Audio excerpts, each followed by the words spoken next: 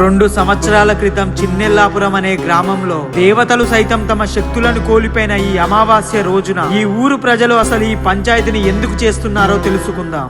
అసలు ఇది ఊరా వాళ్ళ కాడా? ఇంకా 4 రోజులైతే వాళ్ళ కాడ అయితట్టే ఉన్నది. నాకు తెలుస్తూనే ఉన్నది. కానీ అసలు ఊర్లో సమస్యలు ఏంటి వీరయ్య? నువ్వు ఊర్లో ఉండట్లేవా సర్పంచ్ సాబ్? జరిగిందంతా మొదటి నుంచి చెప్పాలా నీకు? వీరయ్య బాబాయ్, మాటలు తిన్నగరా నువ్వు ఎవరితో మాట్లాడతానో జర చూసి మాట్లాడు.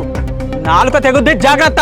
ఏం బైరా, నీ నోరు బాగానే రేస్తుంది, జరా తగ్గించుకో. నువ్వు కూడా మా నాన్నతో మాట్లాడుతున్నావనే విషయం జర యాదికుంచుకో. ఏ బైరా, గమ్మునుండు.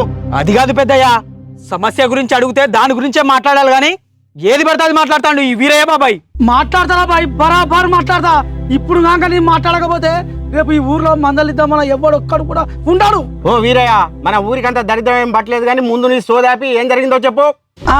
అక్కడికే వస్తాను సర్పంచ్ సాబ్. ఊళ్ళో ఎవరైనా గొడవ పెట్టుకుంటే మా అంటే వెళ్ళి పెట్టుకుంటారు. కానీ ఊళ్ళో ఒకరిని గోడు చేతపాటు చేసుకునేది. చాతపడా?